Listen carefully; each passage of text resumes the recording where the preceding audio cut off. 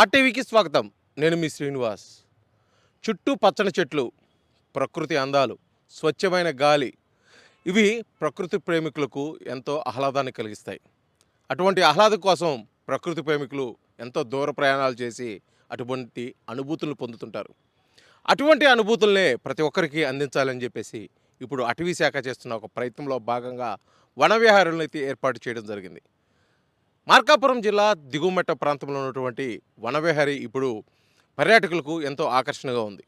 చుట్టూ కొండలు, ప్రకృతి అందాలు, స్వచ్ఛమైన గాలి, అదేవిధంగా వన్యమృగాల సందర్శన ఇవన్నీ కలుపుకొని అక్కడ ప్రతి ఒక్కరిని కూడా కట్టిపడేసే విధంగా కూడా చేస్తున్న ఈ ప్రయత్నంలో భాగంగా అటవీ శాఖ అధికారులు ఇటువంటి ప్రయత్నాలు చేస్తున్నారు. అసలు పర్యాటక రంగం వైపు ఎందుకు మొగ్గు చూపాల్సి వస్తుందో అటవీ శాఖ అధికారులను అడిగే ప్రయత్నం ఇప్పుడు చేద్దాం. ఇంకొకటి ముఖ్యంగా ఈ గిద్దలూరు దిగువమెట్ట ప్రాంతంలోనే కాకుండా ఈ నల్లమల్ల ఫారెస్ట్లో మొత్తం ఇలాంటివి ఎన్ని ఉన్నాయి సార్? మన అటవీ శాఖ తరపు నుంచి మా ఎన్ఎస్టీఆర్ పరిధిలో ఈ ఇక్కడ ఒకటి, ఇది వచ్చేసి దిగువమెట్ట ఈ మధ్యన ప్రారంభమైంది. అలాగే పచ్చర్ల అని ఉందండి, అక్కడ కూడా సేమ్ ఇదే కొన్ని ప్యాకేజెస్ చేంజ్ ఉంటుంది. అలాగే మనకు ఆత్మకూరు బైర్లూటి ఉంది. ఇవి కూడా చాలా పూర్తిగా 100% ఎస్టాబ్లిష్ అయినాయి. అక్కడ సఫారీ కూడా మీకు అందుబాటులో ఉందండి అక్కడ. అయితే మీరు ఇంత కష్టపడి ఇన్ని ఏర్పాట్లు చేస్తున్నారు, కానీ చాలామంది పర్యాటకులకి ఇక్కడ ఇలాంటివి ఉన్నాయో అని తెలియకోకుండా చాలా దూర ప్రాంతాలకి కష్టపడి వెళ్ళాల్సిన పరిస్థితి అయితే ఉంది. వాళ్ళందరికీ తెలియజేసే దానికోసం మీరు ఎటువంటి ఏర్పాట్లు చేస్తున్నారు మేము ఫారెస్ట్ శాఖ నుంచి? ఆల్రెడీ కొంతవరకు ఫేస్బుక్, ఇన్స్టాగ్రామ్ అన్నిట్లలో దీని గురించి పోస్ట్ చేశాము. అలాగే ఇలా మీలాంటి విలేకరులు మీ యొక్క సహాయ సహకారంతో మాకు ఖచ్చితంగా దీని ప్రచారం చేయాలని చెప్పేసి అటవీ శాఖ తరపు నుంచి మీకు ధన్యవాదాలు తెలియజేస్తున్నాము. ఖచ్చితంగా దీన్ని మేము అన్ని సోషల్ మీడియాల్లో మేము ప్రచారం చేస్తున్నాము. ఈ మధ్యనే స్టార్ట్ అయింది కాబట్టి ఇంకా కొంతవరకు లోకల్ పబ్లిసిటీ అవుతుందండి. మీ ద్వారా ఆంధ్రప్రదేశ్లో అందరికీ తెలియాలని చెప్పేసి మనస్ఫూర్తిగా కోరుకుంటున్నాను. చివరిగా ఒక ప్రశ్న. ఇప్పుడు ఈ వనవిహారి ఏర్పాటు చేసిన తర్వాత ఇక్కడ కొంతమంది పర్యాటకులు వచ్చి ఉంటారు. వాళ్ళ ఎక్స్పీరియన్స్ మీతో ఏం చెప్పారు సార్? చాలా మాకు ఇక్కడ వచ్చిన ఇప్పుడు జనరల్గా ఏంటంటే లోకల్ పబ్లిక్ మాత్రం, సార్ మాకు గత 10-15 ఏళ్ళ నుంచి ఎటువంటి పార్కులు ఇటువంటి ఏం లేదు సార్.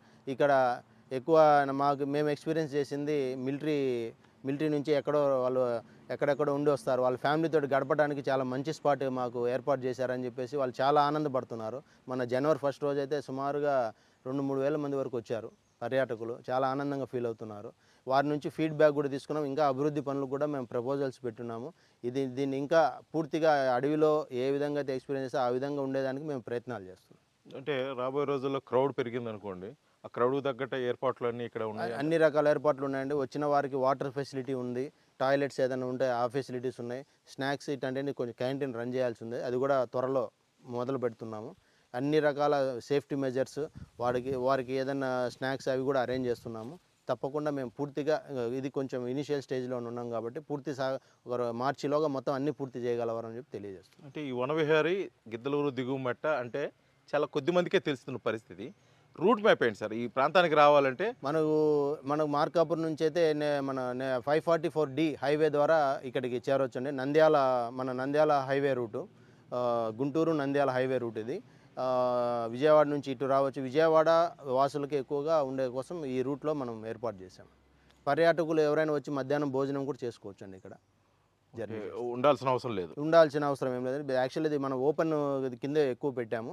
నైట్ వాళ్ళు ఇంట్రెస్ట్ ఉన్న వాళ్ళు ఎవరైనా కాటేజెస్ బుక్ చేసుకోవచ్చు. ఇప్పుడు ఇక్కడికి పర్యాటకులు చాలామంది వస్తుంటారు సార్. వాళ్ళు ఈ ఉండే ప్లేస్లోనే ఫారెస్ట్ అనుభూతి కలగాలంటే సాధారణంగా ఫారెస్ట్లోకి వెళ్తే జింకలు, నెమళ్ళు ఇవన్నీ కనిపిస్తుంటాయి. అలాంటివి ఏమన్నా వాళ్ళు దర్శనార్థం అంటే ప్రదర్శన కోసమే పెట్టే అవకాశం?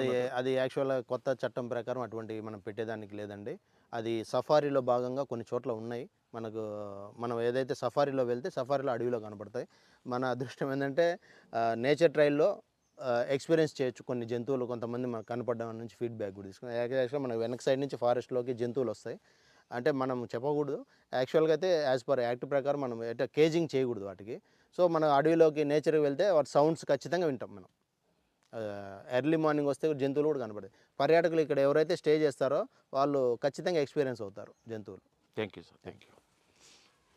ఇది పర్యాటక రంగాన్ని అభివృద్ధి చేసే క్రమంలో అటవీ శాఖ అధికారులు చేస్తున్న ఒక ప్రయత్నంలో భాగంగా ఇక్కడ చేసినటువంటి వన విహారీలో అన్ని ఏర్పాట్లు అయితే మేము పూర్తి చేయడం జరిగింది. ఇక్కడికి వచ్చే పర్యాటకులకి అడవిలో జీవించిన అనుభూతి అయితే ఖచ్చితంగా కలుగుతుంది. కావాల్సిన అన్ని ఏర్పాట్లు కూడా ఇక్కడ ఏర్పాటు చేయడం జరిగింది. కావాల్సిన జంగిల్, అదేవిధంగా వాటర్ ఫాల్స్ కూడా ఇక్కడ దగ్గరలో ఉన్నాయి.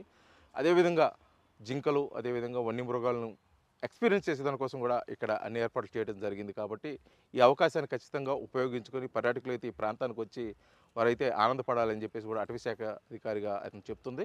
అదేవిధంగా ఈ ప్రాంతానికి రావాల్సి ఉంటే ఖచ్చితంగా మార్కాపురం నుంచి ఇటు కర్నూలు నుంచి కూడా సరైన రోడ్డు మార్గం ఉంది. కాబట్టి ఖచ్చితంగా ఈ రోడ్డు మార్గం ద్వారా కూడా ఇక్కడ చేరుకోవచ్చు అని చెప్పేసి కూడా అధికారులు తెలియజేస్తున్నారు.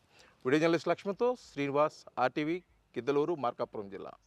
తెలుగులో న్యూస్ కి ఫాస్టెస్ట్ యాప్ ఇప్పుడు టోటల్లీ న్యూ అవతార్లో జస్ట్ 5 సెకండ్స్ లో కంప్లీట్ న్యూస్. సోషల్ మీడియాలో ట్రెండ్స్ కి one stop solution. Live TV app voice search option తో ఇప్పుడే డౌన్లోడ్ చేయండి లేదా అప్డేట్ అయిపోండి. యాప్ లింక్ డిస్క్రిప్షన్ లో ఉంది.